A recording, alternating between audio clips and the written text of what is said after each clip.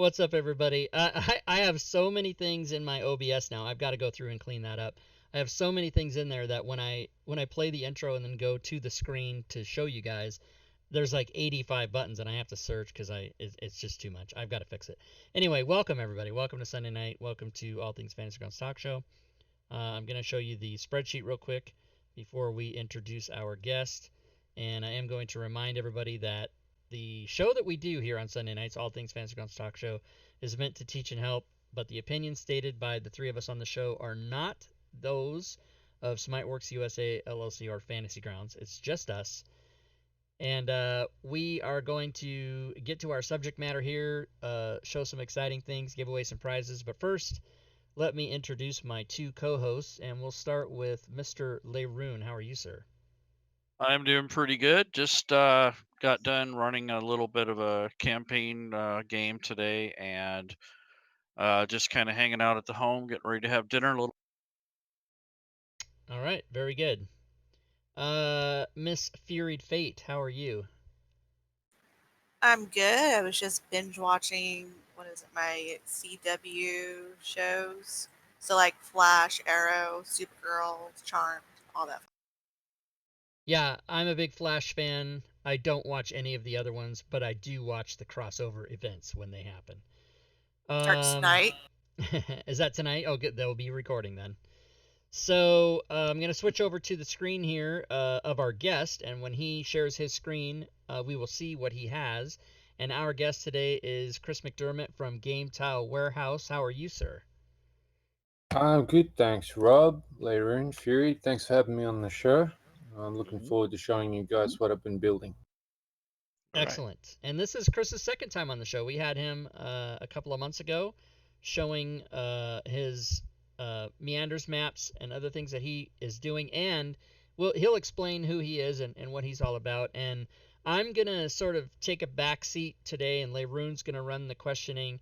And the reason for that is my screen will have what the audience sees, which is Chris's desktop, and I can't actually see our notes for the show. So I'm going to have Leroon kind of lead the way here. Okay. So first of all, I wanted to say that I bothered Chris. What was that back in September of 2017, Chris? Yeah, man, must be back then, yeah. And I bugged the crap out of him about coming over to Fantasy Ground. And it took a little bit, but he came around eventually. So now I'm glad he's here. Yeah, I'm both feet in now.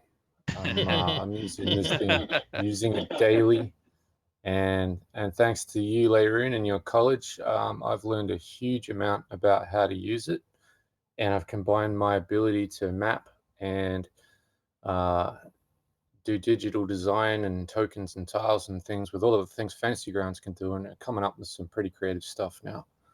Nice. So, can you tell us a little bit about your background with RPGs, when you started, what sort of influences you had growing up to come to where you're at now? Yep, sure. So it might surprise some people that I don't have a huge background with RPG.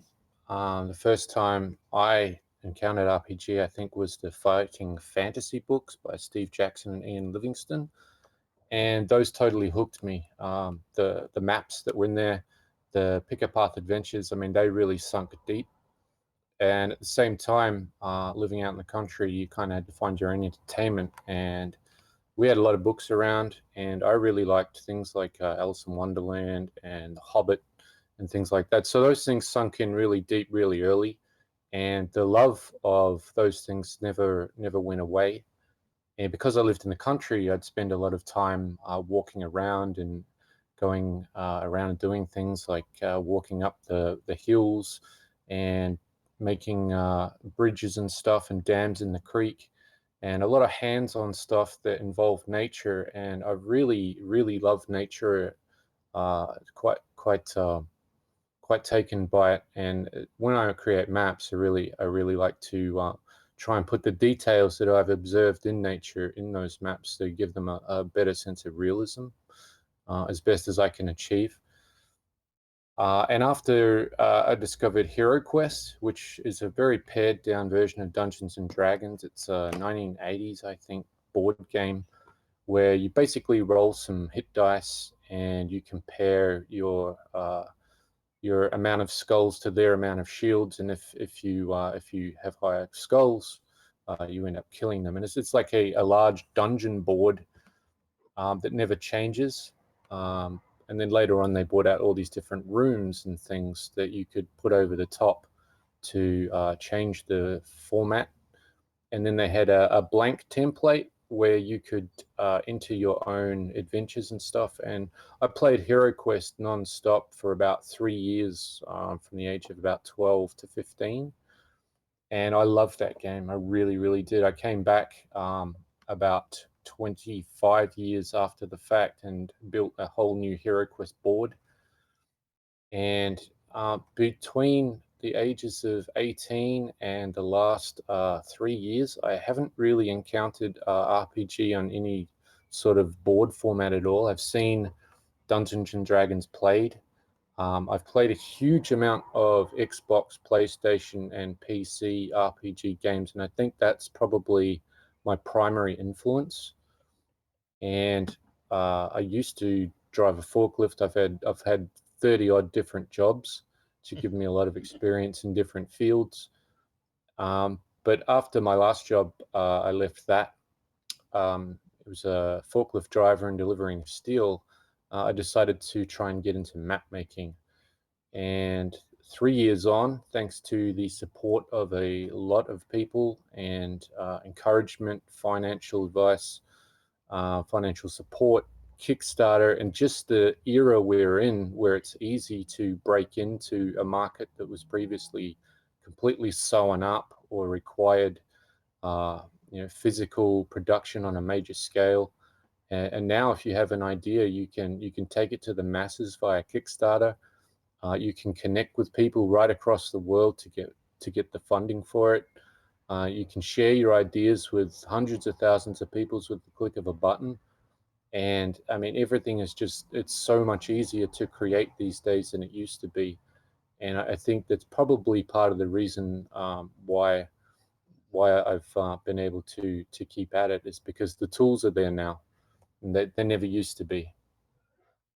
And so I've just been making hundreds and hundreds of maps, but I'm also working toward a larger goal, which originally was creating my own dungeon board game to rival Hero Quest, and to sort of evolve it, because it was quite dated, and there was a lot of things that I wanted to do that I'd been using in RPG games and things that board games didn't have. And originally, I started building this thing with the intention of making a physical board game like Dungeons and Dragons or uh, Gloomhaven or something like that, with the miniatures and things like that. And of course, I realized it was going to be very expensive. I'd seen what Kickstarters make, but I've also been quite strictly watching Kickstarters on a regular basis. I watch how they fund, how they set things up, what their reward goals are, how much they are, their postage, how the creator runs the campaign, which ones fund, which ones didn't fund. I go back and check who delivered and who didn't. So I have a pretty good grasp of the market on SquareWare, on Kickstarter, and so I set mine up accordingly. But even then, I realized that this was going to be a very difficult thing, because people want miniatures these days. They want a lot of them. I backed Deep Madness, which had 161 miniatures for $100, Wow. plus the game. Yeah, plus the game. And that's one thing, that the thing about RPGs is it's quite addictive. It's quite contagious. As soon as I started getting into this sort of thing, I managed to interest my wife, and she's gotten into painting miniatures. And so I bought the Deep Madness box for her, and she's got 161 to paint now. So she'll be doing that for a while. But Nice. then, yeah, so with the costs involved, and not just that, like there's shipping, there's tax, there's this huge array of things to navigate. And I'm only one person. The thing is that these giant these board games and stuff, they're put together usually by at least teams of 12 or up to 50 people, and a lot of third parties as well, which is why some of them fail and some of them don't, because there's so many variables introduced. And then, of course, so I was working toward that very slowly. First, I started practicing making tiles. Then I started making tokens. I made a similar thing to SquareWare, which is a random coin generator, which enabled you to make thousands or hundreds of thousands of different coins by switching on layers and merging them in GIMP. So that was like an early prototype, I guess. And then I started making hundreds of maps, and it was largely based on an observation that the maps that were out there, I was constantly seeing people say, there aren't any maps for this. I need some maps. I need some maps. And I was really surprised that a game that was 50, maybe 60 years old now, didn't have enough maps. It was something I thought would completely be sewn up. And also the ones that were out there were really good quality. So I had to train really hard to teach myself to use GIMP from scratch. I used to be okay with Photoshop, and then it crashed. I couldn't afford to get it back, so I had to go with GIMP, which is like a free derivative of it. And it's totally open to the public, so they constantly change it and update it and things like that. And I had to learn how to use that to replace my skills in Photoshop, and then I had to learn how to use it to make maps and things. I had to learn how to make everything. And so slowly over the years, I've practiced making all these different things. I can draw as well, although I don't usually do a lot of that. I've actually found that digital art is a lot more interesting to me than drawing. But there's all these things involved in a game which I've been trying to do myself. There's the writing, there's the core book, there's the layout, there's editing, there's tiles, there's tokens, there's miniatures, there's the board game, there's the system, there's the characters, there's the settings, and all of that. And usually, a lot of these, like if you look on a product by Watsy or something, you'll see that there's someone devoted to each one of these tasks, and sometimes even a team.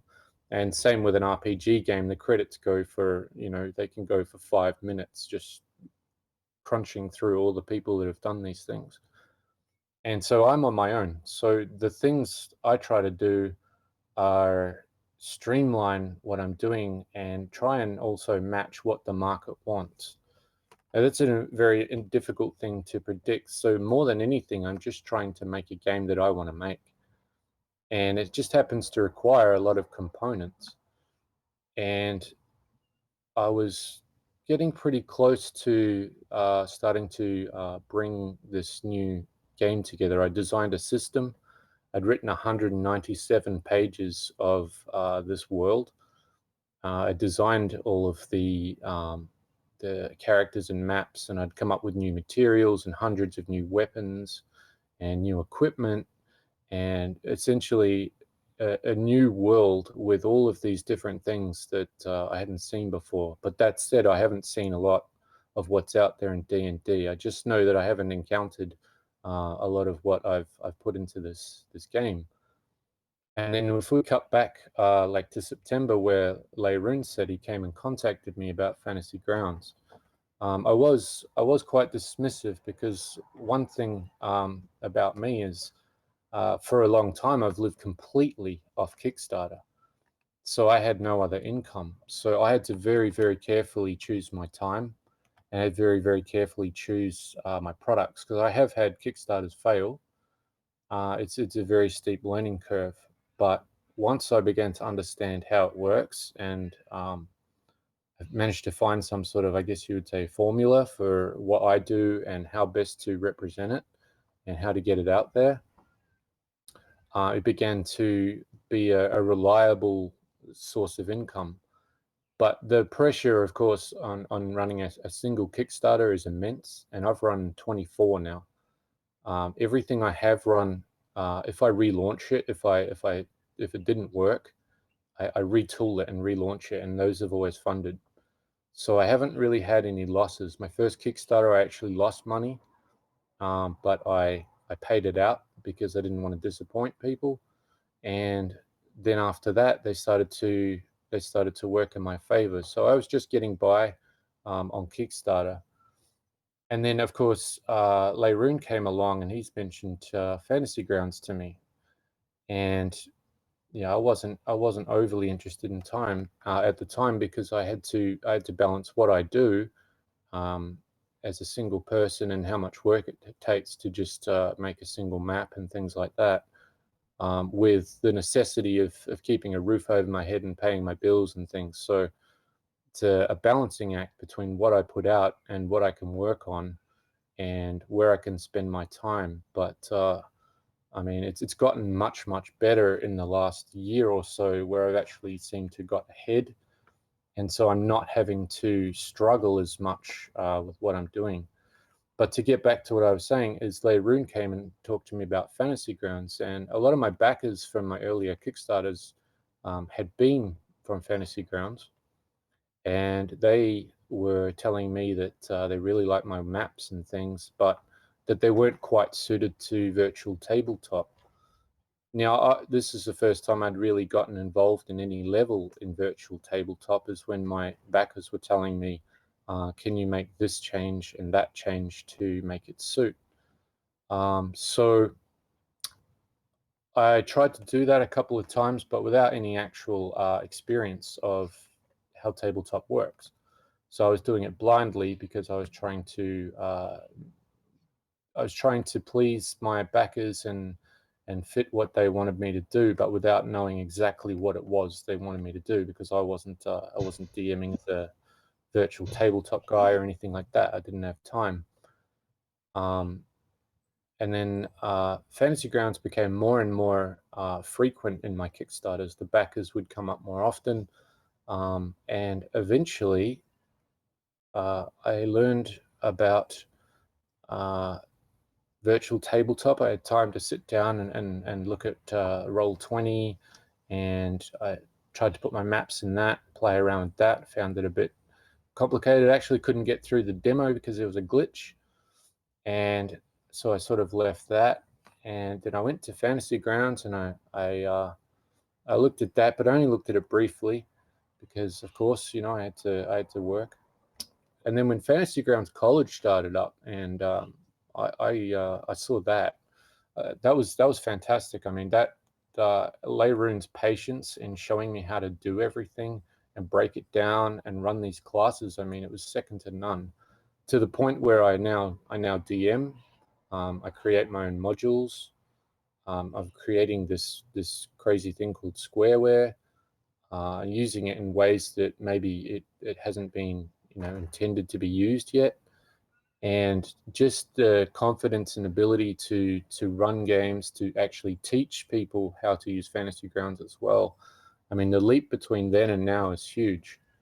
And that's largely come about from the support from my Fantasy Grounds backers, who have been there right from the start, and actually over time helped me to change meanders from what they were to what they are now, which is ideal for using in Fantasy Grounds, given the way Fantasy Grounds runs now.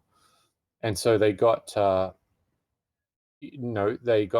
maps that they needed for their games. I was able to keep doing what I do, and Layroon's teaching of Fantasy Grounds really opened up the door, to the point where I actually was able to step through it and not get frustrated by just opening. Like you open a program, you've never seen it before, you're not used to using programs, you're used to driving a forklift, and then yeah, I mean, the rest is kind of history. I mean, I've totally put my feet in, as I say, with Fantasy Grounds. After speaking with Layroon, I approached Doug, who owns Fantasy Grounds, and managed to get a license to make official modules. And I was able to get permission from Doug and Smiteworks to license SquareWare and actually run a Kickstarter. And I have permission from them to run another Kickstarter next year to try and release GS, which I'm really excited about because it's going to bring together all of the things I've been doing. It's going to bring together all of the other Kickstarter things I've done. It's going to bring Squareware. It's going to bring my maps together, and also some other things, which is my ability to write, which I don't usually get to display often because I'm usually working on maps which don't require a lot of text. But yeah, I really enjoy writing. I've written a huge campaign for GS, huge stories, and the thing is with Fantasy Grounds is that instead of having a printed board game, which first off, it requires about 2 years to make it from when you fund a campaign, if you fund one, because it's going to be expensive, right? And Chris, also I'm sorry to interrupt you. When you say GS, some people might not know what you mean when you say GS. Oh, my apologies. You're right. So GS is a very old word meaning magical compulsion. And it is the name that I've given to the RPG system and game that I've been working on. So the actual name is GS Broken Gods. And the idea is to release five modules that can be played in any order or back to back as a campaign and see how that goes, which will combine all of my ability to do these tiles and tokens and maps with the simplicity and elegance of Fantasy Grounds and the elimination of having to design miniatures or work with third parties to produce a physical board game. And I think the future is largely in electronics. And also, as one person, you have to consider how to streamline your operation. I mean, it's one thing to reach for the stars; it's quite another to get there. And I know how much it takes to, right? I know how much it takes to make a board game. I've looked into it quite a lot. It's a very arduous and risky process. And so Fantasy Grounds being able to actually allow me to port my system and the world of GS over is just gold. I mean, what I do and Fantasy Grounds, they're kind of made for each other. And then you have Fantasy Grounds College in the middle, which enable it's like allowing one computer to talk to another. It's like the conduit that joined us. And so for me, the two are inseparable. And I'm really excited that I'm going to be able to do this. I mean, I have the support of a lot of people. I have support of Smiteworks. I have support from the college. Rob's going to be doing the coding for GS, and yeah, I'm really excited to where this is all going. Yeah, it's a lot of exciting things on the horizon, and congrats, by the way, just on getting approval from Smiteworks for Kickstarter things, because that is a tremendous feat. That is hard to do. Smiteworks does not have the best record with people who run Kickstarters, and so to be able to get that approved that's a huge milestone. Yes. Yeah. Well, when I actually approached Doug about using my maps in Fantasy Grounds, he was reluctant, and he said that he was going to wait for Unity. And so I could understand his position, right? He didn't think I was serious. So I went out and I learned how to use Fantasy Grounds through the college, and I bought the Ultimate license, and I bought a bunch of books, and I sat down and I put my maps into Fantasy Grounds, and I started working out how they were used. And after about 3 months of doing that, I went back to Doug and I said, all right, so this is what I've been doing. Layroon showed me how to put my maps into modules like this. People from Fantasy Grounds have been using them for years, but here's a really good way that we can package them. And so, I mean, if you like the way that I package modules, that's thanks to Leroon. He was instrumental in showing me how to do this. He came up with the idea of the visual map selector, and I mean, he's a DM too, so he knows what's missing from his game, and together we were able to work it out so that I could put my material in, and he showed me basically how to display it well, and patiently showed me how to do a module, and then I was able to do that myself and then add a couple of things to it, and now we have, I think, 10 or so out there. We got some of the best teachers here. Actually, Rob taught me probably about 2/3 of that, and Furied Fate taught me how to be a better DM and a better Fantasy Grounds user, just by participating in some of my earlier attempts at DMing with Fantasy Grounds. So we have a lot of good, talented people in our community, and that's kind of what the show and also what the community is all about, is helping each other out. So I don't have a problem with that. Goodness, No, I totally agree. It comes full circle where someone's taught you, and then you taught me, and then from what I'm taught, I can give back as well. That's right. So, I mean, that's one of the things I love about RPG. And then when I showed Doug all of this work I've been doing to understand his program, he did take me seriously, and he did offer me a license to sell modules. And then after we started putting up modules, and I've been selling those for a while, I think I approached him with my Kickstarter, and I showed him, my record of Kickstarters, which is very high for a creator, how many I've delivered, that they've all been delivered on time or usually early. I've never been late. And so I think that in itself is enough of a record for someone to say, okay, well, I mean, that's a fairly safe bet, and I'm going to take a risk on it. And I appreciate the fact that he has, and he did. This SquareWare is the smaller project of the two, and I thought I would just I'd launch it and see where it went.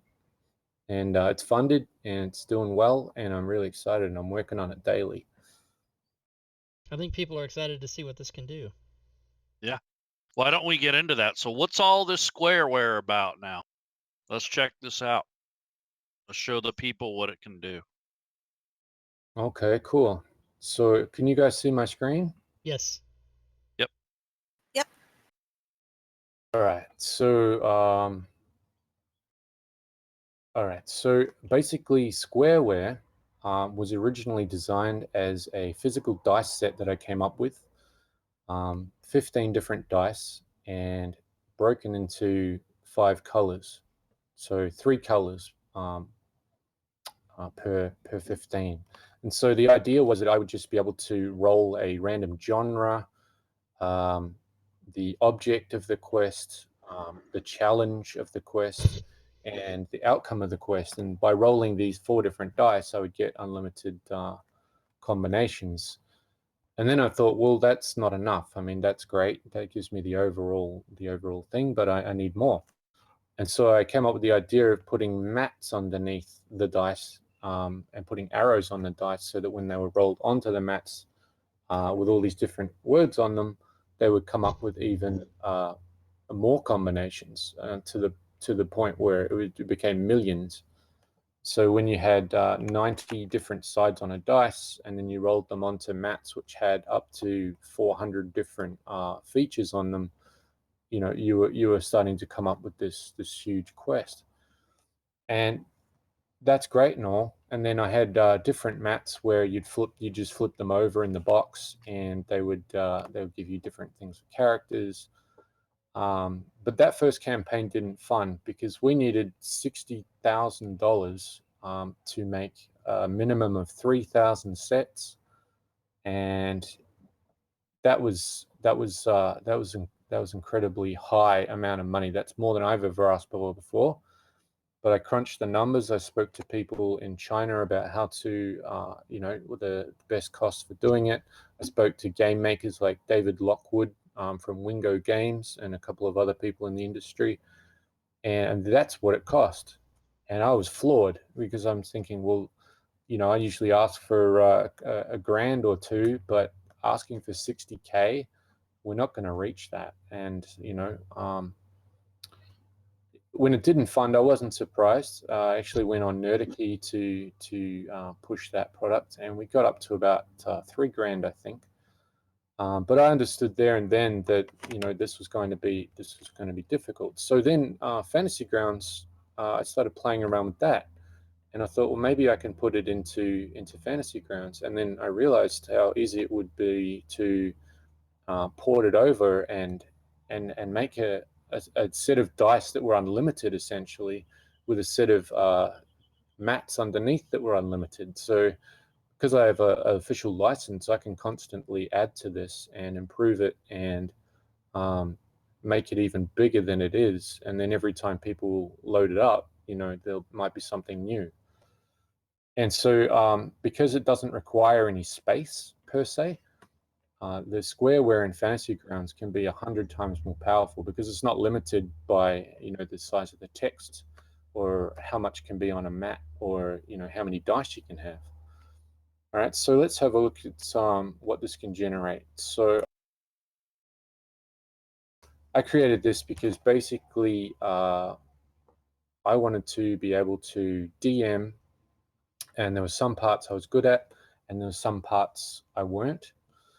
And I threw myself in the deep end when I started DMing. I didn't really know too much about 5e. I've had to learn all of that in the last 3 months, as well as Fantasy Grounds in the last 4 months, and put them together and then start DMing. And my first table, I had 6 people, and I was like, oh my God, what am I going to do? But I managed to just basically tell a story. And where I fell down or didn't know the rules, the players would just simply help me.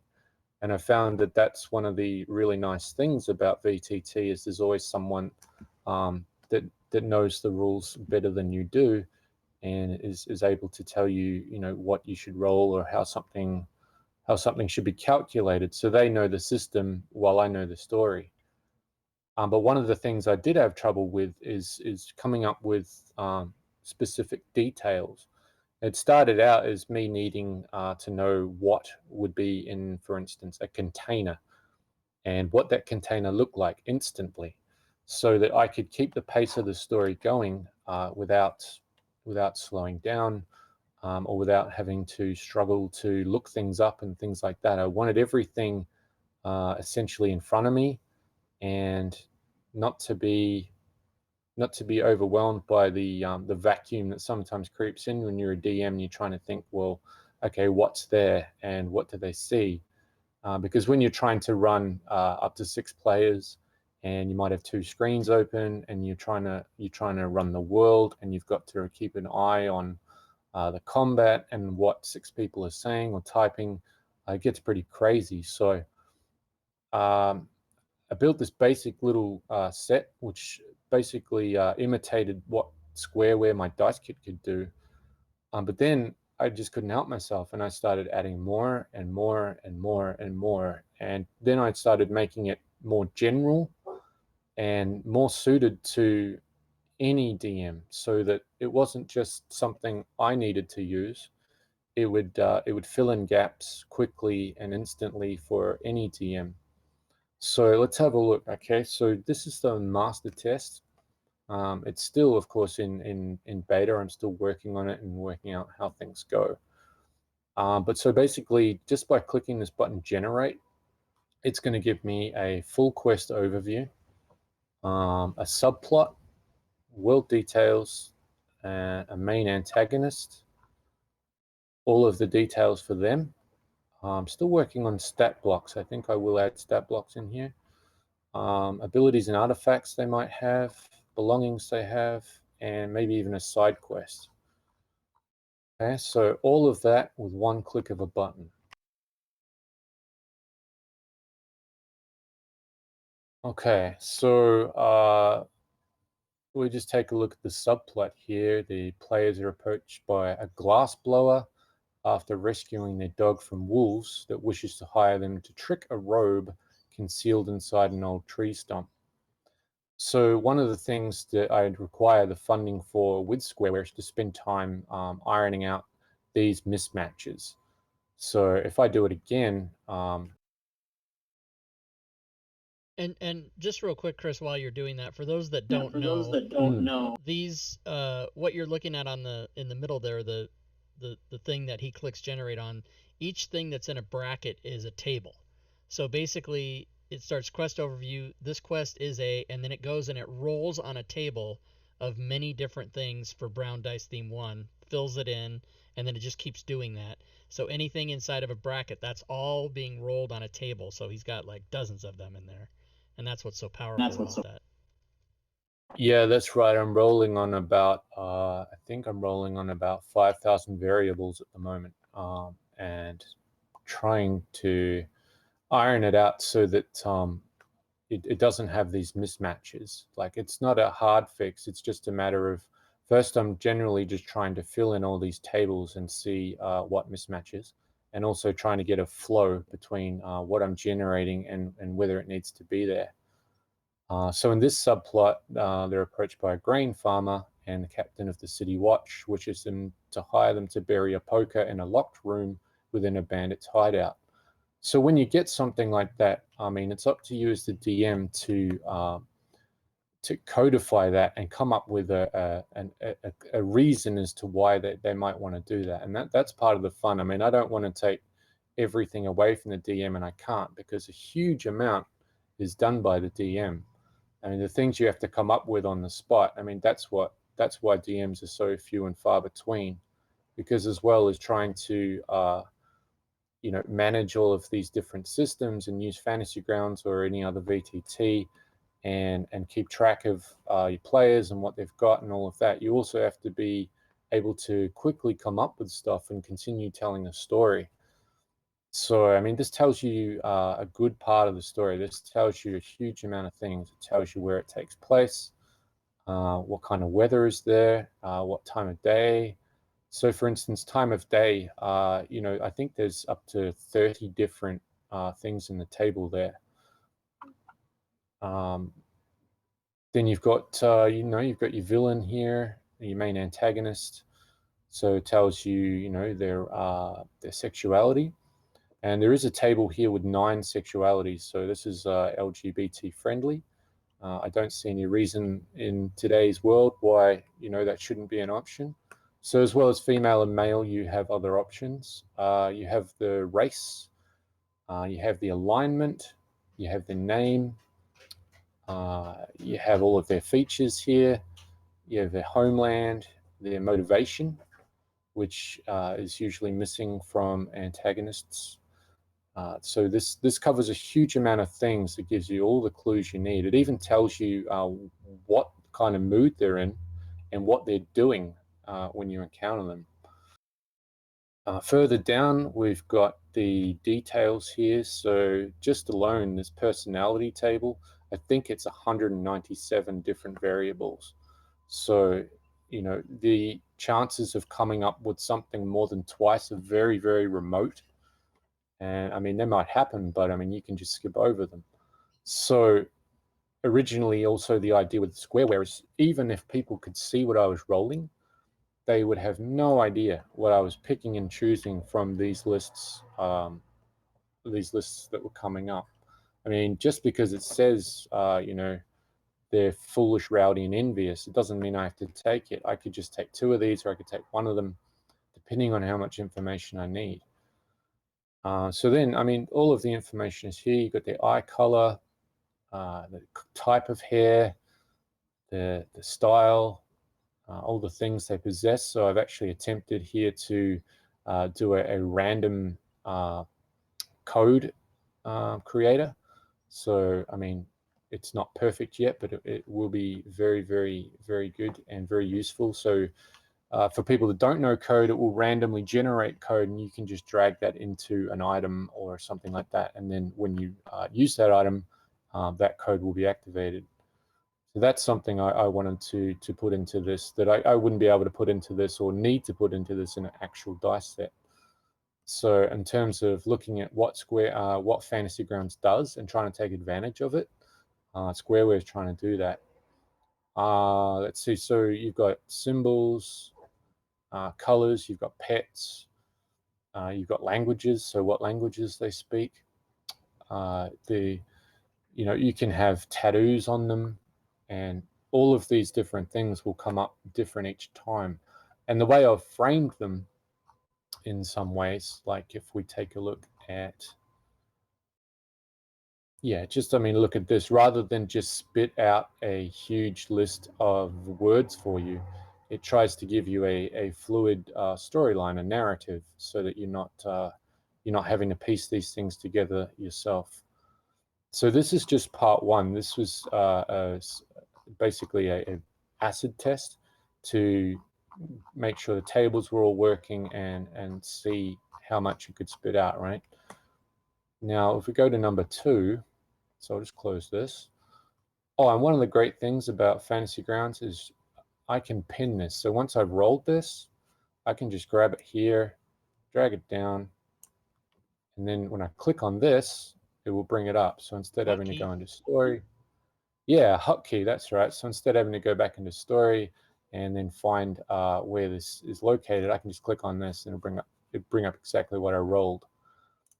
So that was one thing the dice set couldn't do either, because once you roll stuff, you have to write it down or take a photo or in some way record what it rolled. In Fantasy Grounds, you don't have to do that at all. It's already remembered for you. So let's close this one. I'll open number 2.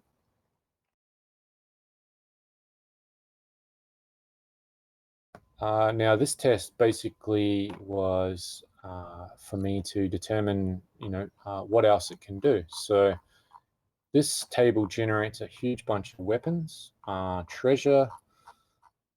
What else we got here? Objects and potions. So there's a huge amount of tables rolled here, and just by clicking on this,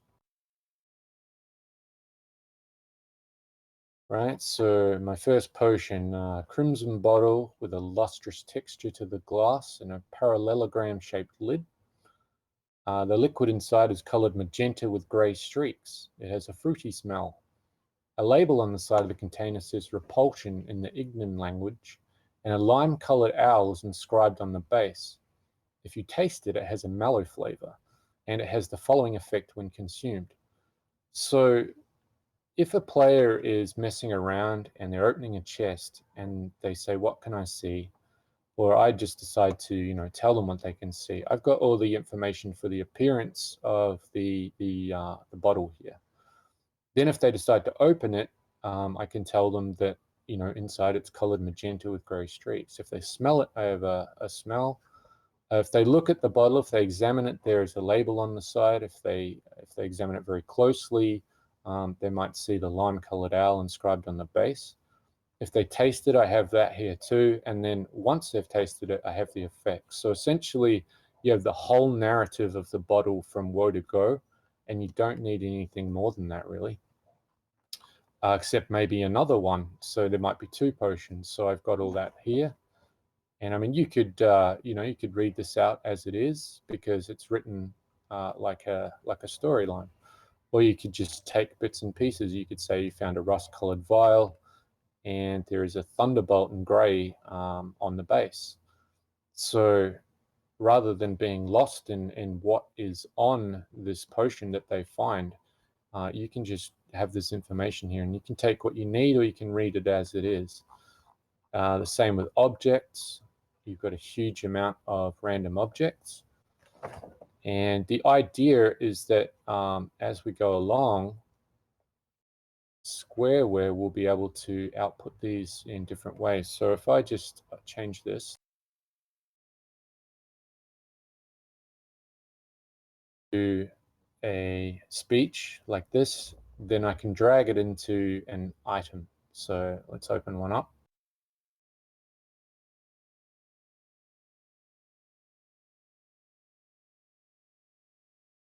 Okay, so here's a new item thing, and let's say they've just found a cobalt-colored burnished burned page. I can just drag the description over here into the item. I can give it a weight, which is usually 0.1, maybe a cost, and just call it, burned page up here, and then I can add it to their inventory. So it also helps you to quickly fill in these descriptions and things like that, and then you can just add this into parcels or to the sheet, and away you go. So it actually, by doing it like this, you can easily handle things as a DM. You've got all the stuff you need. You've got various amounts you can choose. Your different object. You don't have to have what's rolled. You could roll again. Down here, you've got weapons. So this one has quality. Okay, so I can see a spelling mistake there, so I'm going to fix that. I've And then always you have, enjoyed the Agree Abe tapering glaive. That's always oh, been a it's a favorite of mine. specialist, right? Specialist crafting skill. And yeah, so then you've got your symbols, you've got a word scratched into the side, and then you've got an attribute. So this one is, if the type is a size and a certain alignment, being lawful, or a creature is a bullywug, a fairy, or grimlock, then it does cold 3 damage.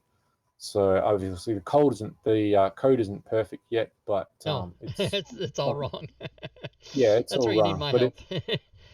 that's right, yeah. So it's a test, and it's just to see if it will automatically calculate these codes, and if it does, how many subtables are required to get it right, so that it doesn't pair one thing with something that isn't right.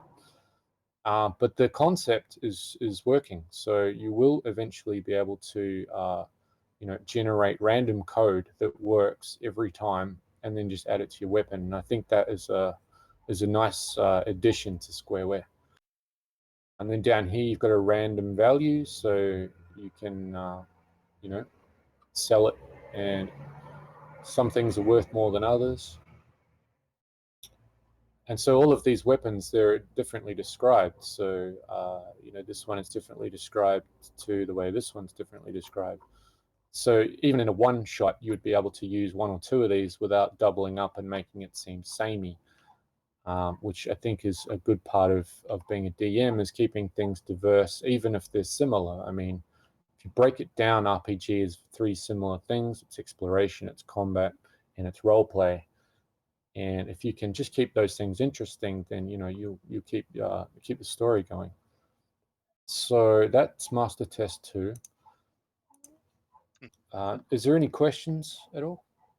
I haven't seen anybody with questions. This is pretty cool stuff. I think people are just observing and yeah, nobody's asked Actually, I have a questions yet. question. How long have you been working on this? SquareWare, I would say about a year and a half, when I started getting into DMing and realizing that I needed a certain set of tools to make it easy, because originally this was also going to be part of the board game GS when it was in its dice form. But the Fantasy Grounds one I've been working on for about 2 months maybe, because I don't get a lot of time, Fury, so I've got to sort of balance it out and try and hit this thing for like 3 days in a row, and then go and do some maps and things like that. But yeah, I'm been working on it fairly constantly for about 2 or 3 months. It's impressive. I mean, that you've done so much in that amount of time. It is impressive because I know I've done these. I've done these tables in some of my stuff, and it's amazing what Fantasy Grounds can do with nested tables, but it takes a shit ton of time to build these. So I know exactly the work he's put into this. And by the way, Shad was the person to discover that the Kickstarter URL, which Leroon has been posting in the chat periodically for the SquareWare product, the Kickstarter cuts off the URL at the end, so it ends up saying RPG tools for the sparkling the creative bra, which we all think is super funny. Yeah, right. Yeah, Kickstarter does that to me a Yeah, bit. it's supposed to be brain, but they don't continue past so it says the creative bra, which is super funny. But yeah, you're right, Fury. This is a tremendous amount of work, and for what he's I would have guessed you said 2 months. I would have said you've been working on this Fantasy Grounds part for 6 months, just based on what I know. I mean, it's difficult shit. But once it's done, I mean, this pushing one button and getting an entire story is super powerful. I mean, you can't. Where else can you do that? You can't do it anywhere else. You'd be able to do it with the physical SquareWare product, but like you said, you'd have to write everything down, and it would be super awesome to have a set of dice that you would just roll, and it would make your story and all your equipment and all your NPCs super awesome. But Fantasy Grounds just takes it to the next level. I hate the phrase "to the next level," but that's exactly what this does. No, I totally agree. Fantasy Grounds is really, really cool. I mean, I originally tried to put the maps into Fantasy Grounds as maps and then roll the dice on top of them. And I approached Doug about maybe changing the code so that the dice would stay fixed rather than disappearing when you roll more than one, and a few other things. But I mean that they're so busy with Unity, I don't think they wanted to go in that direction. So this was the next best alternative. I mean, I work with what I've got, and when I open up Fantasy Grounds and I see what it can do, I'm blown away by the potential. And I mean, I'm just getting started. I mean, if this is the first step, then I can't wait to see what I can do once they add more stuff to it. Right on. Yeah. So briefly, can you kind of just give us a rundown of your previous Kickstarters? We don't need to go into deep detail, but this focus on this Squareware is the main focus of the show. But I do want to kind of give us an idea of what your previous projects and Kickstarters were like. Yeah. So let me just check. So while he's doing that, Rob, do you think it's time to get a prize? That's a good idea. I was gonna do them all at the end because I didn't want to break his flow, but we can certainly do that. So I'll do that now. So for those of you that are watching, if you weren't here at the beginning of the show, I'm gonna switch the screen here for a second because Chris is giving away 3 copies of what you're looking at, of the SquareWare Fantasy Grounds version. So we're gonna we'll put in a drawing here in the bot here, and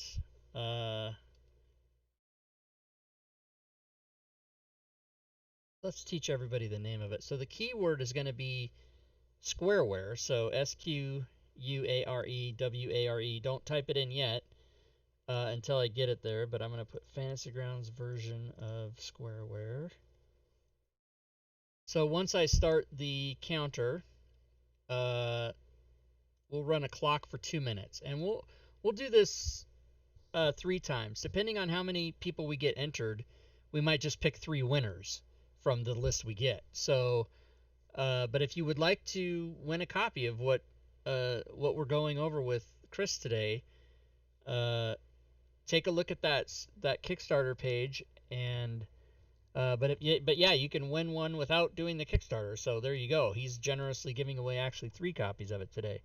So exclamation SquareWare, all one word, is what you want to enter in the chat. You've got another minute and a half to do that, and then we'll draw some winners. And it looks like we've got at least a dozen people in there so far, so maybe we'll just pick 3 winners from this list.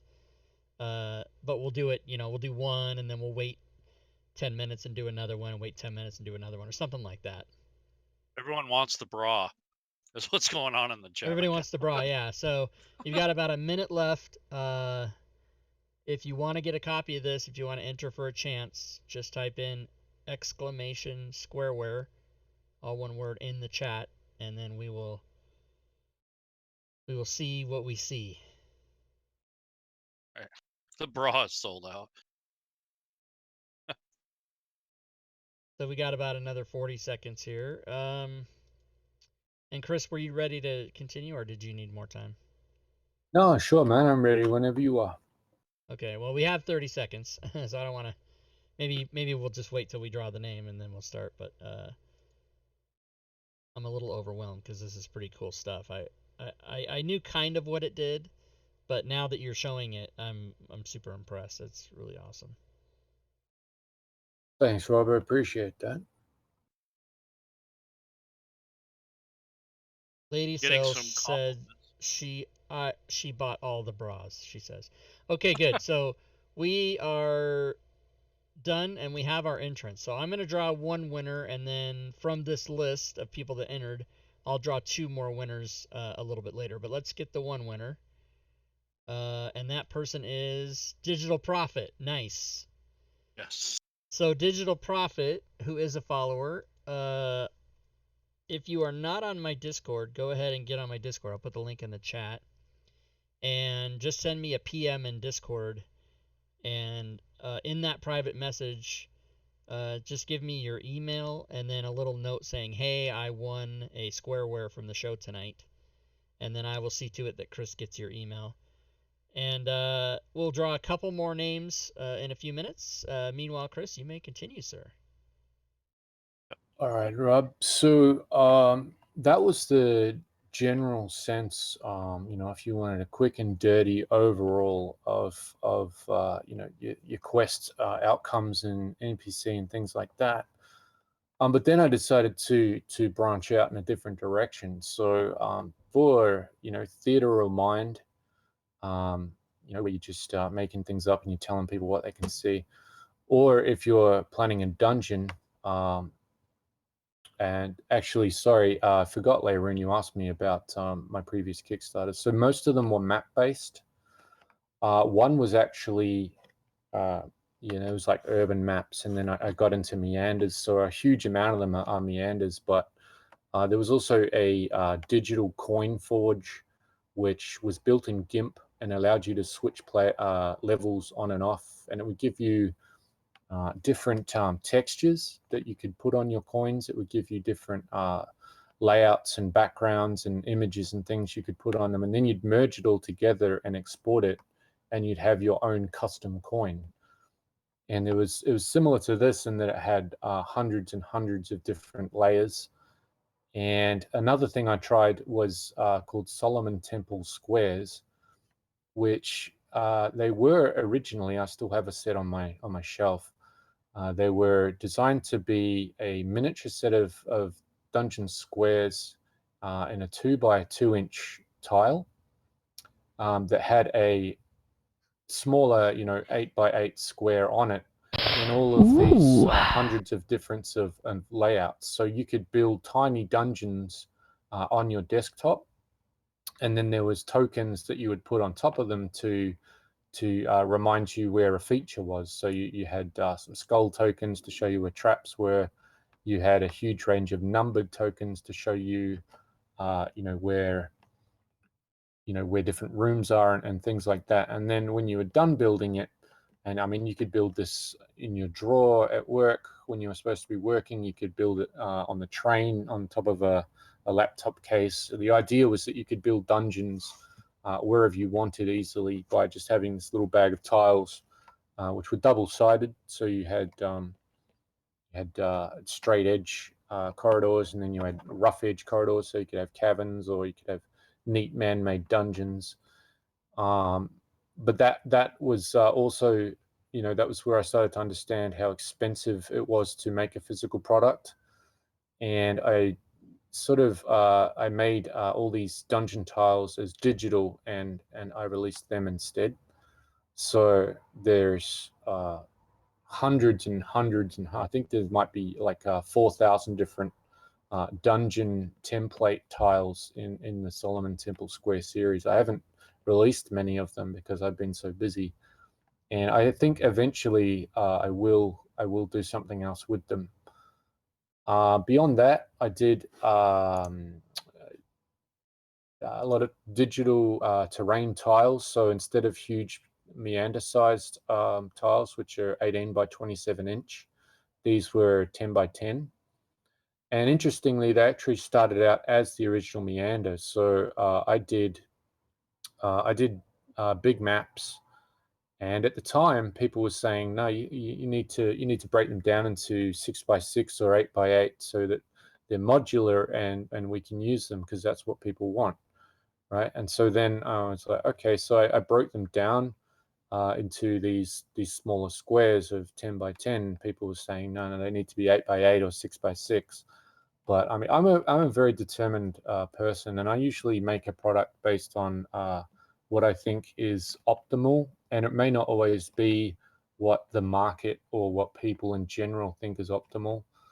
I have my own way of doing things, and a very, I'll listen to other people, but I have a very fixed idea of what I want, and I usually go out and make it happen. And then if it doesn't work, then I'll look at other ways to do it. But that's just the way I am. And over time, they said, well, can you sew these together? Can you make larger maps? So over the course of like 3 or 4 Kickstarters, I went from big maps to tiled maps back into big maps. So I realized, of course, that the market was constantly going to tell me that they needed the other thing that I was doing, and that's just how it is in selling anything. People always want what they don't have, or they want something that you're doing, but they want it in the other direction. And then when you change in that direction, they're like, oh no, I liked it the other way. So I just started doing meanders, which kind of combines the tiles, um, with a large map format. And I added this random generated path concept where it had a repeating exit and entrance right across the map, so that when you joined one with another, it was like the big maps were acting like the smaller tiles, and you could build enormous terrains really quickly. And of course, when Fantasy Grounds enables you to connect more than one map without slowing down the system, that's going to be where those maps really shine, because that's what they were intended to do, but they can't do that in Fantasy Grounds at the moment. But when you're able to connect them all together, you're going to see just how powerful that concept is, to the point where I've seen other people copying it, which is awesome. I mean, it's always nice when people take what you do and they take it in a different direction, and they actually, they acknowledge that you've done something a bit differently, and then, over time, it becomes more common, and then someone else gets an idea and goes off in a different direction. I mean, that's why I'm doing these things, is because I've seen, I'm at a point in the path where all these other people before me have done these things, and I've ricocheted off their ideas and gone in a different direction, and ended up with these concepts. Yeah. And so, I mean, so it's all a huge community. It's all cycles, and it's all the work before that leads to the work that is. You know what I mean? Yes. Yeah. So we got another prize, or Yeah, let's do another one real quick, since we yeah. mentioned it. If I can ever remember, the simplest functions on the computer sometimes elude me 3 seconds after I just did it. Okay, so we got Digital Profit was one of our winners. The next winner, oh, it's Lady Shell. So congrats to Lady Shell. Congrats, Lady Shell. Lady Shell, you know what to do. PM me in Discord and give me your info, your email, and remind me that you won. And then we'll pull one more winner before we end the show. But go ahead, Chris. You're doing great. Show us other stuff. Cool, man. So after that, I did a huge modular dungeon tile set where I built all these smaller rooms, and you could join them together, or you could add them into meanders. Because everything I do, I realized early on, it would, it had to be, what's the word I'm looking for? It all had to match up with everything else, so that it was, I'm sorry, I can't think of the word, but basically I build in a 1-inch scale all the time. So if you wanted to put, if you wanted to put some of my tiles onto my meanders, they would fit. If you want to put some of my tokens onto the meanders, they would fit. And so it's the whole, everything I do is backwards compatible in a sense, because after all, I was trying to build all the components for a board game. And now that board game is no longer a board, it's going to be a huge Fantasy Grounds focused campaign. All right, so those are, I also did ShipStarter, which was a different kind of meander. It was basically looking at the market and seeing what was out there. And Leroon has often been tapping me on the shoulder and going, hey, you know what would be cool and there isn't much of? These. And so actually ShipStarter was prompted by Leroon saying, hey man, you should make some ships. And so I made like 28 ships. And I think RPG is going to be much happier that it has some extra options. So And going they back to actually just SquareWare, came out. They just put out WotC just put out the Unearthed Arcana ship combat and ship other, not just combat, but ways to get ship parties, and they put out a whole PDF on it. well, that's interesting, right? So there I you mean, go. that's kind of what I mean by ideas. They Cheerbits coincide. in So the I might stream. come Thanks up for with the the idea for cheerbits. doing ships, and then someone else comes up with the idea for doing systems. It's kind of like a race to see who does it first, and sometimes the idea is skewed by the hands it's in, and they come up with a different angle, which is awesome. It means if I come up with maps, they come up with the system, people can join them together. Right. Okay, so continuing on, rather than just having the general overview, I started building this for different kinds of DMs. So this generator gives you a huge array of dungeon stuff. So you've got dungeon rooms. Yep. You've got dungeon door, the dungeon floor, dungeon gases, all of that. So I mean, if I generate this one,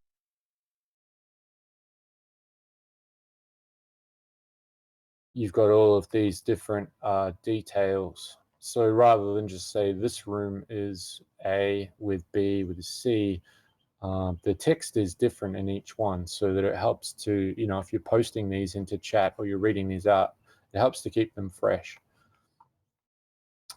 So the dungeon, I mean, you don't have to, you could build a dungeon to these. Like if you do this out and then you're good enough to make the digital art for it, I mean, you could randomly work out, sorry, excuse me. Sorry about that. I have a dog and he barks at the door sometimes and lets me know he wants to go out, and I have to let him out because otherwise, you know what will happen. Big trouble. Alright. Trouble. Yeah, big trouble. No one wants that kind of trouble. Okay, so there's the dungeon generator. Okay. I have a treasure generator. So this is handy for when you're trying to populate a chest. Back to the And bra. it's different every. Yeah, and this is different every time. If I generate, I can fill a whole treasure chest really quickly. Then we have the trap generator. I built this the other day. Cool. So this trap generator, it will tell you what kind of trap it is, but it will also tell you from where it comes from and which part of the body it's targeting. In some cases, like down here, so you've got 3 different traps, but you've got 3 different arrangements. So in this one, as you pass through this area, you inadvertently trigger a carefully concealed trap. And in number 2, it says you sense it too late, but as something underfoot slightly depresses A, and then the text is different in each one. This one actually tells you to roll a dex save and will automatically roll it for you. We'll roll the DC, and then it will tell you how much damage you'll take if you fail that. So if I click on generate,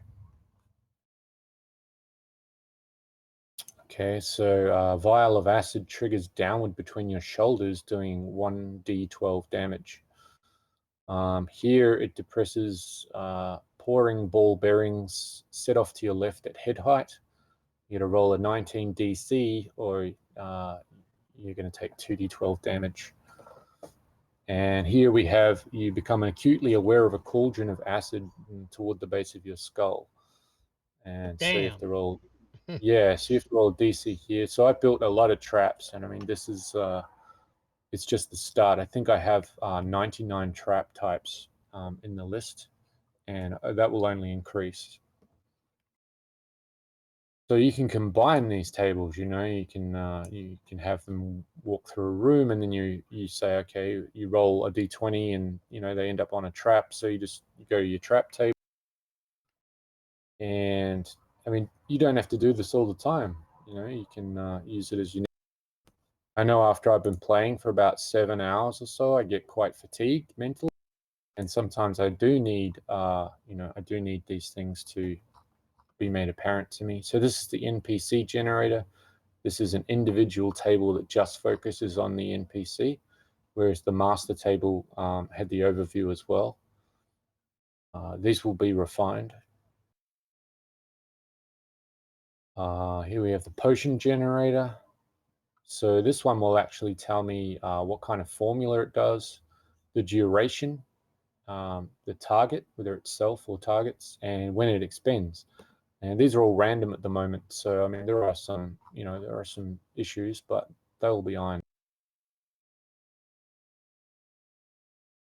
Okay, so dark red bottle with embossed texture, purple and aqua streaks, smell, description, and then down here you have all these different effects, and these can just be dragged into an item so that eventually you'll be able to just go, okay, well, I'll code that item quickly, add that to one round, make this target singles, and then bang, put it in their inventory. But without this information, it makes it harder to calculate. And if you have an item like this and you create one for each of these, you're very limited in terms of how creative you can be. You don't want to make 300 potions and make each of them individually. So the random effect enables you to do that much easily. And once you've made these potions, of course, you can make another table and add those to it and then roll on that. So it means even less work. Then we've got our objects. Cheer bits in the stream. I've got Thanks for the a huge cheer amount of bits. objects. I've got tools. There's a spell effect. So I think there's 100 and something different spell types. Now this is more general than 5e. I'm actually going to try and put GS into the 5e system, as well as create the original system within Morecore, which allows it to keep its original flavor. So there'll be 2 versions of it. But some things that I put in here, they may not be in 5e. So that's something that I will have to look at and refine. So here we go. Object 2, elegant quiver made from citron. Down here you find a glued, burned, crumpled web. So the concept is still in development, but once I iron this out and I get these lists working so that these narrated messages all work without any clashes, it's going to be awesome. Which is why I need the funding, so I can sit down with this for a little while and work it out instead of having to juggle what I usually do. I made this one this morning. Well, actually, I put the list together last night, and I made this table. It's only like a couple of hours cold. I was actually working on it when the show notified me it was starting up. Cheer bits. This one, Cheer bits in the stream. Thanks for the cheer bits. Food, because these are the things you need as a DM, and these are the things that require a lot of description. So if someone walks into a tavern and they say, all right, I'll go up and I'll order something, if you don't have a menu ready, you can just click on this and it will automatically do one. So here we go. Let's give it its try. All right, so there's the menu. Nice. It has some sauces. Yeah, some of these things are going to be pretty full on. A lot of this is actually, these recipes are taken from medieval cooking, because 5e is set largely in a medieval kind of setting where you have you have feet and you have all these different crafts like blacksmith and stuff that don't exist today, but they were very common in medieval times. So these are what these things are. Eventually, I may make a wine list as well, but this is where it's going. So there'll be a food thing that you can generate.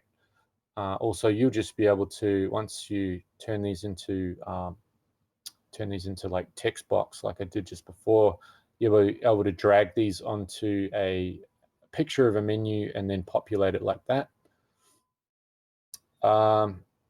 Let's see what else we got here. All right, so this is random salad. This is basically a list. It's not full. There are actually a lot more tables than this now. But if I click on this, it gives me a huge list of quick information. I'm searching for something in my brain, I can't quite grab it. I can just grab something out of here. So the whole emphasis here for me was trying to speed up or maintain, more is better said, the pace of my story. So if I'm trying to look something up or struggle to describe something, it throws me off. And so I want all these things available. So, they're walking along and I can say, okay, well, you're walking through the bushes and you hear a rustling, and then from out of the blue, startling the pet that you have with you, comes a rat catcher. And you can tell he's a rat catcher because he's got a net on his back and a sack full of something wriggling, and there's a hole in it, and you can see some rats dropping out. And he seems he gives you a broad smile, and he seems quite charismatic, and he has a silver amulet around his neck. His hair's quite unkempt, possibly from rushing through the bushes. And so he walks up to you and he says, A or B. So just making up that scenario on the spot, I'm able to pull from this list, and it can help me.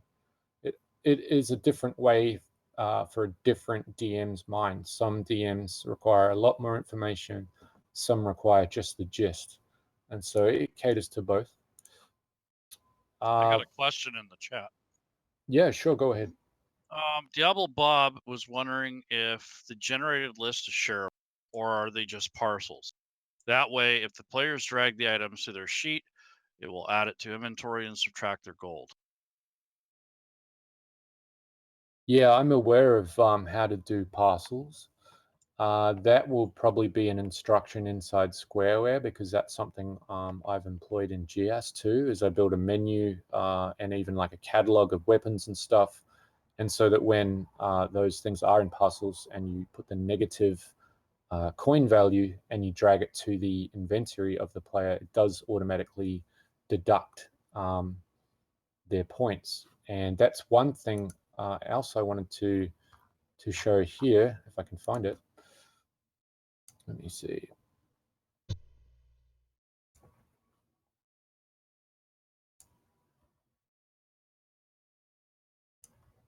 Right, so actually that brings me to this point, there, Bob.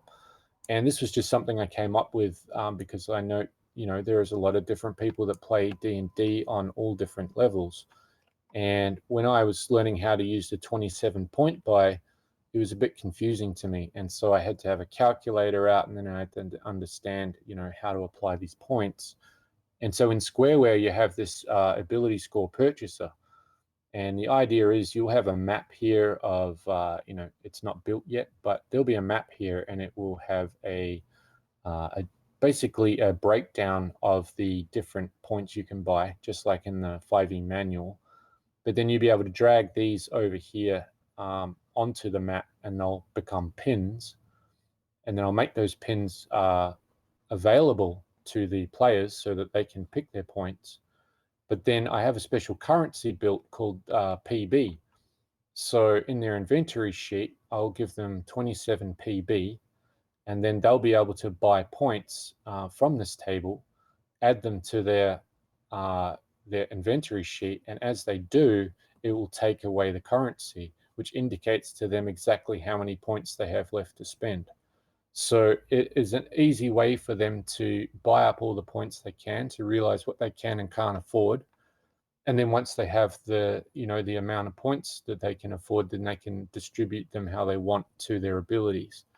So this is just another capability I found that Fantasy Grounds is capable of. So if I go to maps, for instance, let's see if I've got something open. That's a pretty ingenious idea, putting a negative value for gold or for points. Having a currency Maticuro called taught me PB. that. Yeah, Yeah. I that's funny because I think of things that I want Fantasy Grounds to do, but in most cases I'm a two-dimensional thinker. Like I don't think I would ever have come up with that. That's really awesome. Yeah, I break stuff, Rob. That's what I I break do. I stuff, but go in. I when I do it, it doesn't teach me anything. I just break it. Yeah, I pick up a set of tools and I try and make it do what I want it to do. And I've been managing to make it do that so far. So let's say, for instance, this map here was a was a table, a piece of parchment, and this was our ability. Okay, so now that's only visible to me, the DM. But if I right click on it and I make the link shareable, right, now the PCs will be able to see this.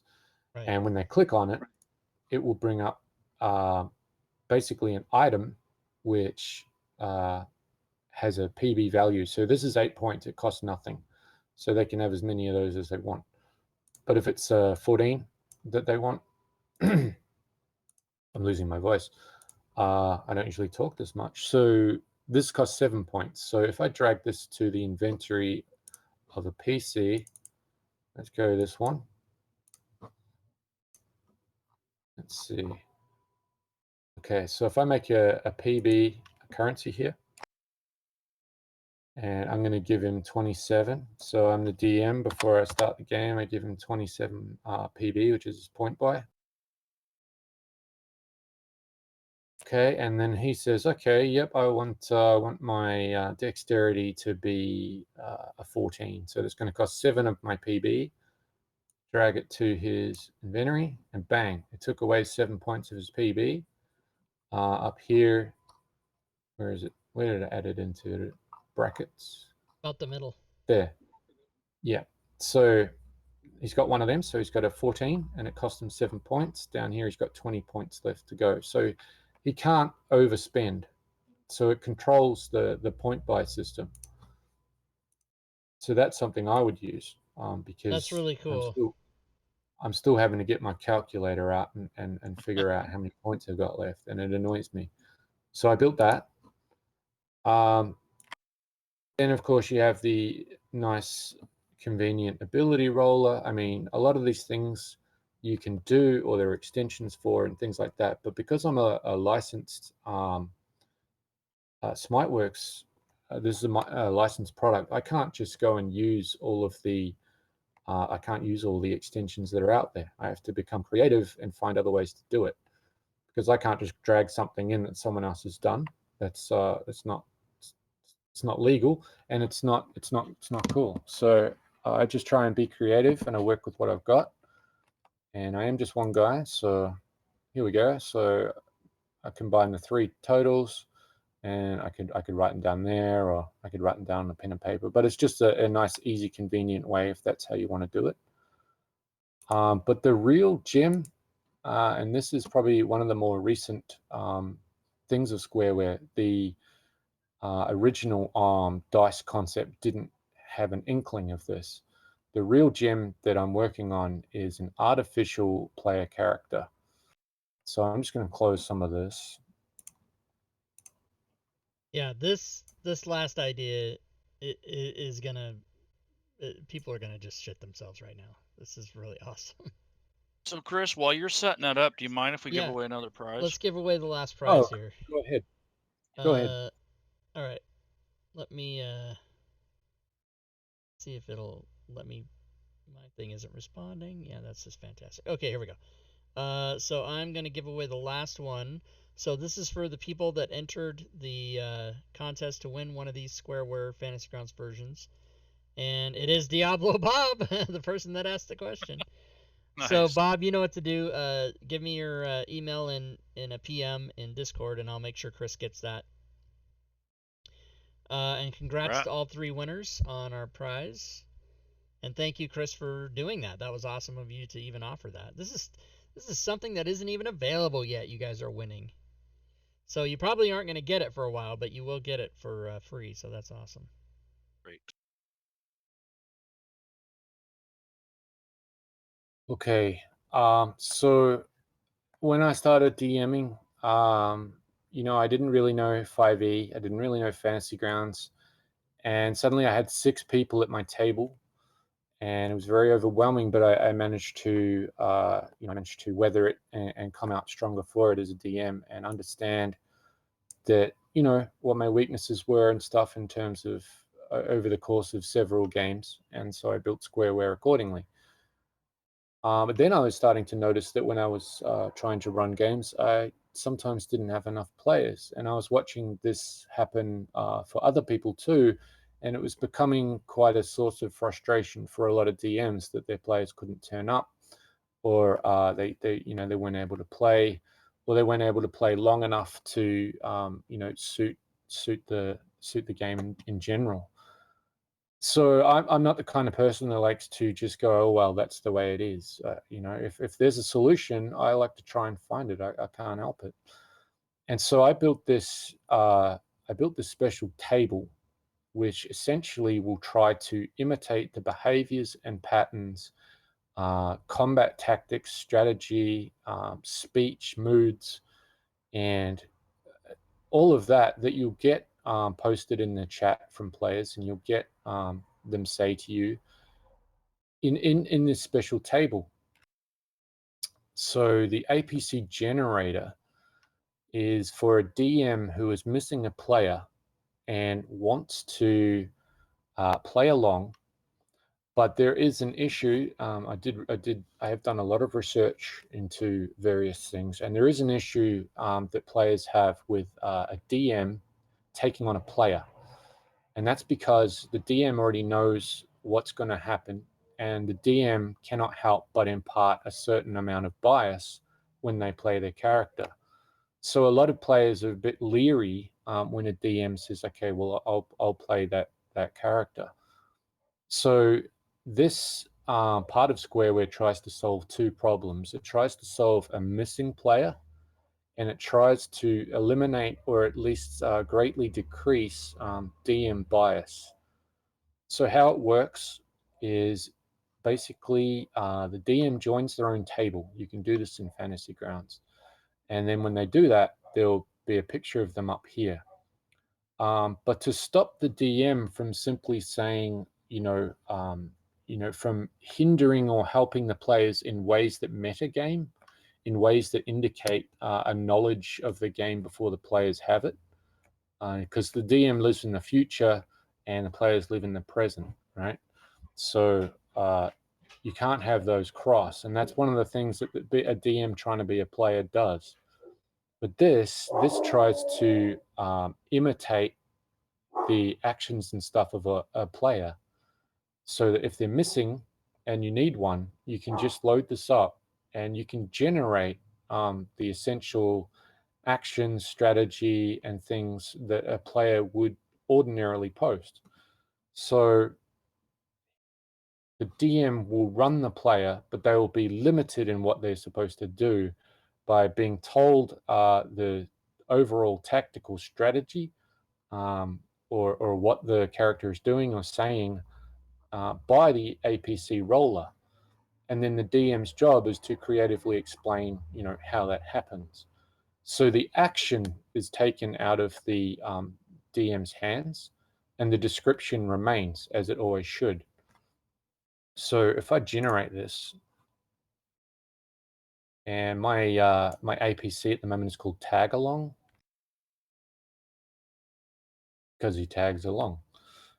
So let's say the PCs are in a cave, and they're spotted this giant bear at the back, and it seems to be sleeping.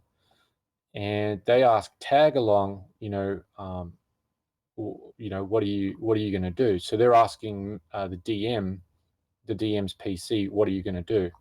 So they'll come up with a plan, and they'll say, are you okay with that? And then I have an agreeability thing here. So at the moment, when they come up with the plan,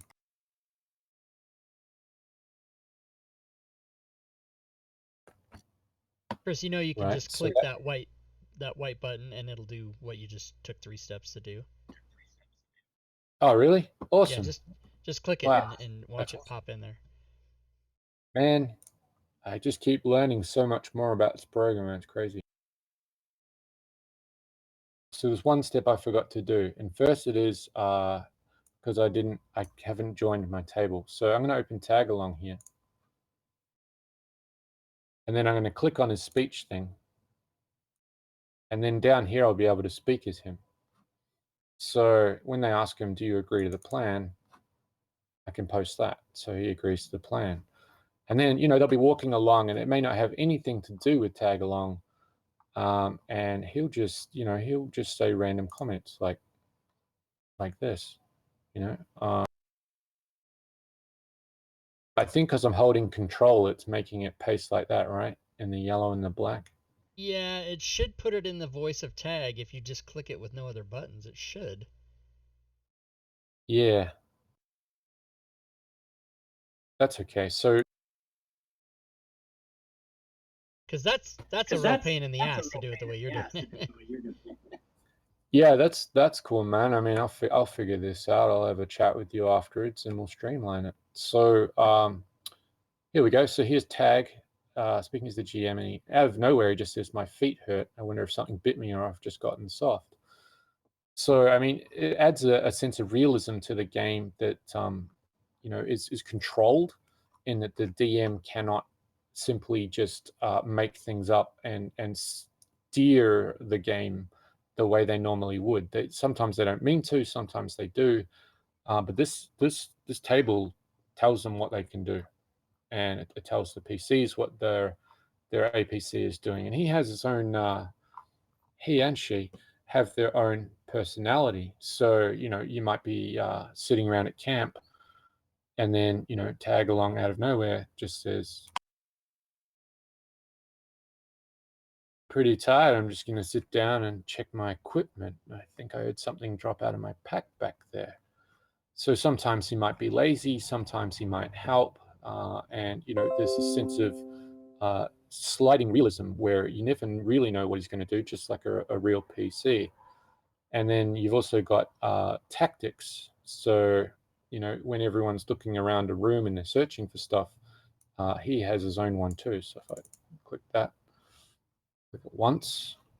So, tag along feels above the nearest door frame for a key. So that's what he's doing. And so it allows you to simulate an artificial character. I mean, it's not an ideal situation when a character doesn't turn up, because the realism that you get from artificial intelligence of a sort and real intelligence is vast. I mean, scientists and things have been working on it for decades and haven't even come close, right? So this is an emergency procedure, if you like, that enables the show to go on no matter what. So even if you're a player short, even if you've only got one player, you can bring in this APC and you can give him some company and some backup, because he can attack and defend and help him out just like anyone else, What right? about And if having that you or using that to play for somebody who couldn't make it for the game session? Like, oh, someone's power is out, or something happened and they had a family obligation and they couldn't make it to game night. Right. So when that has happened, I'm actually building a different table for that, which actually tells me why that character is missing, so that I can keep playing with the others and their absence not be a problem. But the same reason, the same feature you bring up, Fury, I actually, when I showed this to Doug, he was pretty impressed, and he said exactly the same thing. He said, "What about a setting where?" I could see a setting where you send this to a player who's going to be absent. They fill in a list of the actions and things they want to perform when they're not away, and you just as the DM you go through them and kind of simulate them. So Yeah, you now would maybe here's have each player at the beginning of the campaign fill out those spaces, and then if they miss a session, you play their PC and you do what they planned the person to do, and then since it's either random in the case of the APC Gen 1 or predetermined by the player who's missing, then the DMs, it's like you wash your hands of it. It's like, hey, this is what that character does. I have nothing to do with it. It's really cool. Yeah, it is. Very cool. That's beautiful too. I can see that you guys are looking at the same thing and seeing different ways to use it, which is one of the things SquareWare is really good at. It just enables you to, and Fantasy Grounds, as you can look at these things, you go, I could use that a different way. I know the way he wants to use it, but I can see a different way to use it. Well, there's advantages to doing that, and there's disadvantages. The disadvantage is that it puts a huge extra weight on the DM, because there's pressure to play the character correctly, and that can be. I mean, how do you indicate to that player what went down and what happened? Do you have to tell them after the fact? Do you have to record it and they have to watch it? Because if their character changes significantly during that campaign when they're absent, it can completely derail what they knew, and then they're cast back into this this foreign character, which is completely changed, not only to themselves but also to everyone else around them. And so for me, I probably wouldn't use that kind of feature. I would use this to generate a random APC, which I use, and I would probably come up with a creative reason for why that character wasn't there. I might have them, say, pulled into a portal out of nowhere, and then for the next, for that quest, the other 3 players or something have to go and find him, and then eventually they find him when he turns back up. But I mean, there's no reason you can't. There's no reason you can't use it to fill out your moves for your PCs. It all depends on your capabilities as a DM, and how much energy you want to put into it, and how much energy you have to put into it. And I think that's all it really comes down to. Well, once I have this thing. The reason I thought of that is because that's kind of what we do now in most games I've DM'd or that I've played in. If a player, not if they're not there for the whole session, but if they leave the table and somebody came to their door and knocked and they're gone for 3 turns, we kind of just always go, oh, well, she would just shoot her bow from where she is. That's what she would do. We don't want to skip the turn, but we also don't want to wait. So we always usually kind of as a group decide, well, what would that player do? And this way, each player can fill out their, predetermined course of actions during any given scenario. And then if they're gone either for a turn or for a game, you can just look to see what they would do. I think that's really cool. I think that's a great way to use it. This kind of adds to your solo game too. And so some of the other things that I'm working on, let's have a look here. Yeah, so I'm working on clothing at the moment. You said you had about 5,000 table entries, is that right? Yeah, well, there's about I think there's about 60 tables, and each one has about 99 things in it, and then there's a bunch of other stuff as well, which is still yet to go in. One of the other things I'm working on at the moment is a table that describes attacks. So it has, that's not something I've had trouble with. I like to describe attacks. You duck down on your knees and you do a power slide and you lift your scimitar up to neck height and you slash the throat of the Shimmerer, and it falls to the ground, and you've done it a great disservice, and it thrashes its tail and things like that. Like, I don't have a problem picturing that and describing it as if it had happened. But James from Smiteworks actually said to me, have you got anything that describes attacks? And so I thought, well, that's pretty cool. Some DMs might like that. So I've put that in where it will randomly describe an attack for the different weapon types. So it will describe a different attack if you're using a bludgeoning or slashing or piercing weapon. Yeah, that's what I was going to say. That's really awesome. Get it for each type. Yeah, because I mean, otherwise, if you just put them all in there, it won't make sense a lot of the time. Right. So that's one where you need subcategories.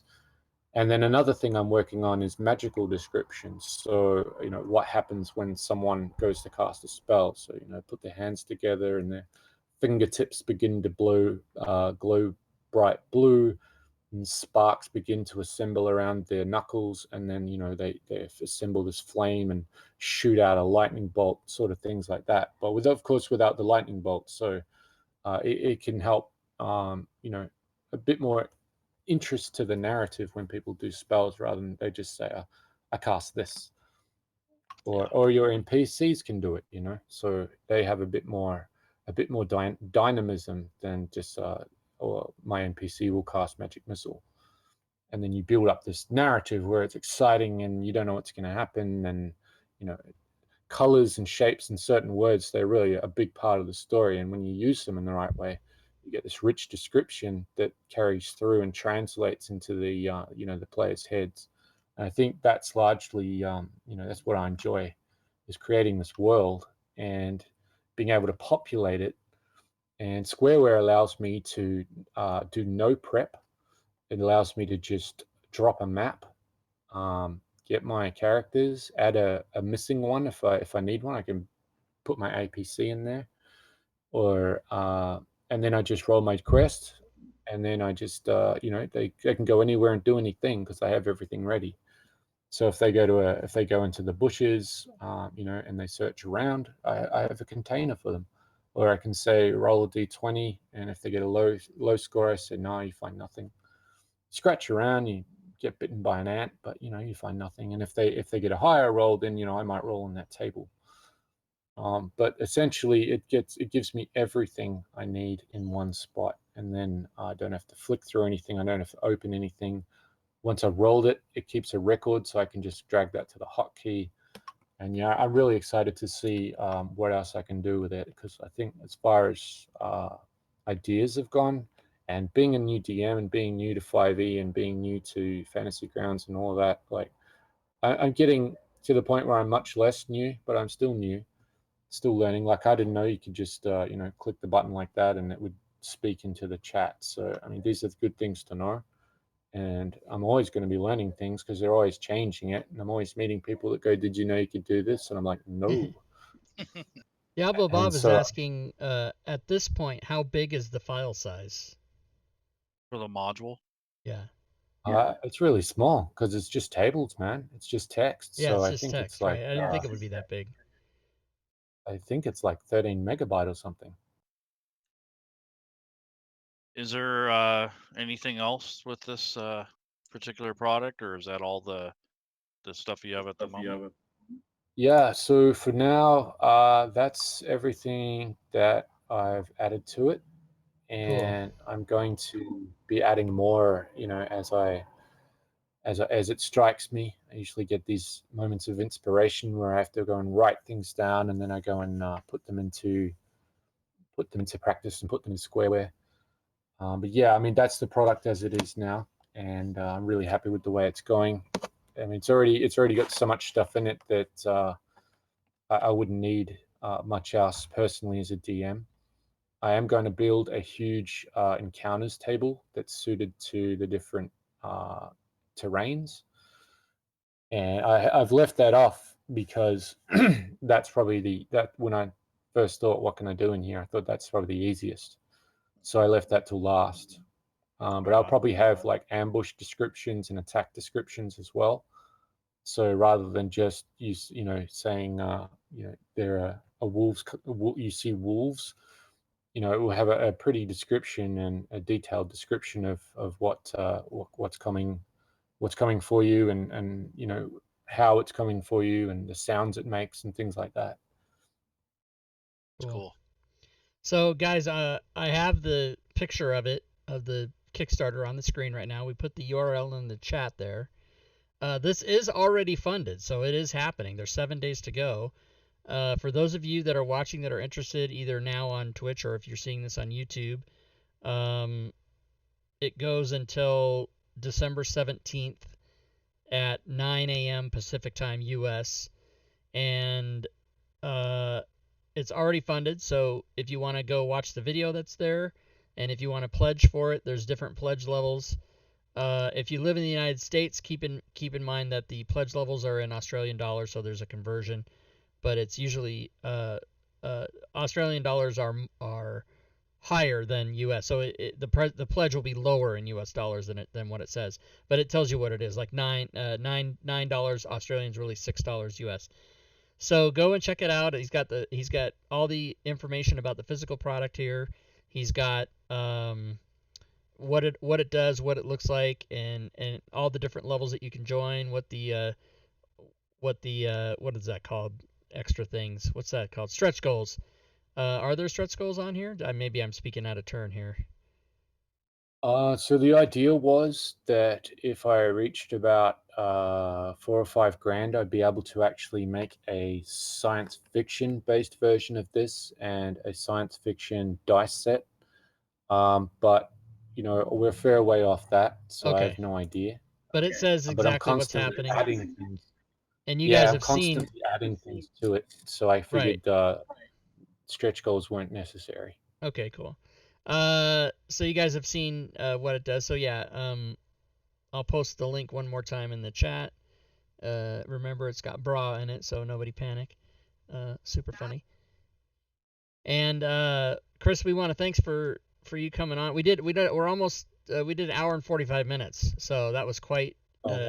Yeah, we learned a lot, and it'll be on YouTube forever, so people can go and watch it again if they miss something, or if they want to show other people that might be interested in it, they can go check it out. But if you guys are interested in the Kickstarter, and you want to get in on the pledge before it ends, you definitely need to do that sooner than later, because it's going to end in 7 days. But yeah, Chris, did you want to have any final words or anything you want to let people know? Just like to thank you both and Furied Fate for having me on the show. I really appreciate it. I'd like to thank everyone out there for listening and listening to me talk for an hour and 45 minutes. I think I've understood why I'm losing my voice. I don't usually talk this much. And yeah, I mean, if you're a DM and you need the kind of tools that I'm making, go and give it some support. It will be constantly updated because it's an official licensed product, so it's the only one of its kind. And yeah, I appreciate any support you can give, and yeah, I think it'll be good for your games. As do I, which is why I waited till now. I was going to do this a long time ago, but I wanted to do it live on the show. SquareWare Fantasy Grounds version. Backed. Nice. Oh, man. Thanks, Rob. Thanks very much, man. Yeah. I was going to do it, but I thought I would do it live on the show. I like to do that. So, and then I'll tweet out that I backed it here so that people know if the thing works. What do? You click it. I just backed SquareWare RPG Tools. Boom. Tweet. Done. And that's how you do it. Cheer bits in the stream. Thanks for the cheer bits. So I'm going to go ahead and end the show. So any last words from Furied or Leroon before I go to the Rob-only stream end? I'm good. I want to say thanks, Rob, for helping me and the community for doing this show. It's been a real boon and a real help to a lot of. And you sound also, like it's Chris, over. You sound like this is the last one. No. This is a. It's over, everybody. Yeah, No. it's it. No. That's it. Actually, we are gonna have a little vacation coming up, but we'll announce that later. Yeah, I'll talk about that when I close the stream. I'll let everybody know what's up. But thanks, Chris, for coming on. Yeah, thanks, Chris. We appreciate it. Furied, anything from you? I was just really excited from Chris's module. I think this would be a really cool addition to the Fantasy Grounds. Yeah, I agree. All right, guys. I'm gonna go to close the stream, and so those of you that are with me here in chat, I'll be back. And those of you that are listening to the oh wait, I didn't leave the chat because I don't know how to work it. There we go. Okay, so those of you that are watching on stream, thanks for hanging out. That was a great show. Congrats to the 3 winners that won the SquareWare Fantasy Grounds version. and go back that if you didn't win and you're interested in I think it was $23. I think the U.S. price was $23.07 or whatever it was I just spent. But that I'm pretty excited about that, and we like to support Chris with all the stuff that he does. So let's see. Tomorrow I will be here for Monday module creation. What Leyrun was alluding to about a little vacation is, for those of you that don't know, I am taking the month of January off of streaming. That is including the Sunday night show. I will be playing and streaming the Friday night game. So the Dungeon of the Mad Mage Friday game will always be there during January, but all other shows during January I will not be streaming. I will be taking that month off. So we won't be here for the Sunday night show during the month of January. However, until then we will be, and next week we're going to be here and we're going to be discussing the collaborative projects that I've done in the DMs Guild. So we're going to go through each one that I've done on the DMs Guild. So if you have questions about those, or you're always kind of curious what they might be, you can come and I'll explain each one of those. The week after that, I'm going to do just my stuff, like the coding packages, and I'm going to talk about the 2018 package and the 2016 through 18 packages. This will be the 23rd, so two weeks from today is the 23rd. And then right after that show, basically a few hours later on the 24th, those two things go on sale, and they'll be 50% off, which is the highest discount you'll ever get. And so I'll do that from like December 24th to January 1st, and then I'll knock them down to 40%. And then New Year's Eve, which is the 30th, so New Year's Eve, we're going to have a year in review. So we're going to just basically have a free-for-all. We're going to kind of go over the last 52 episodes by then, 51 episodes by then, and talk about what we've done and answer questions and kind of tighten it up for the year end. And then we're going to take 4 weeks off. And then, so the last show of the year will be December 30th, and then the next show after that will be February 3rd. So there'll be 4 weeks that we don't broadcast there. But yes, I will be back tomorrow to finish up Last Christmas. That's a DMs Guild module that I'm trying to bang out quickly. The guy asked me if I would stop everything I was doing and try to get this Christmas module out, and I told him I would. So I think I'll be done tomorrow. Wednesday, we've got 5e pickups. Come on by and play that. Friday, of course, we have Session 0 and Episode 1 of Dungeons of the Mad Mage. The Session 0 for that won't be that long. It'll probably only be 20 or 30 minutes. Because the players have already played characters, are going to make new characters. They've already been made, and we just have to tighten them up and kind of get them ready. It might even only be 15 minutes. But then we're going to start right into the adventure, and Joe Numbers is going to DM that. Rob Toohey, stroking it for 30 minutes. I don't know what that means, Shad, but it's funny. And then and on it goes, everybody. So that's going to be the next few shows. I'm super excited. And during the month of January, when I'm not streaming, I will be most likely building a studio here at my house. So when I come back, I'm hopefully gonna get it done before February, and come back full force with new camera, new mics, new everything, new PC, new desk, sitting desk that makes the ski sound when you raise it or lower it or whatever. I'm gonna lose some weight. I'm gonna eat right, and so that's my plan, everybody. But thanks everybody for watching. Thanks for everybody for hanging out. Thanks again to Chris McDermott from Game Tile Warehouse, who was our guest tonight, and also thanks Furied, and thanks Leyrun. And thanks to all of you, especially. Thanks for all the follows. Thanks for the subs. Thanks for the cheerbits. Thanks for the bit boss, Lady Shell. And we will see you all next time. Yeah, Celestian, exercise. That's part of it.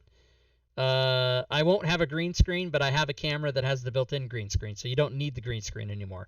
Green screen is very 2017. You don't need it anymore. I'm going to end it now, and hopefully we'll see you guys all back tomorrow. And until then, good gaming, everyone.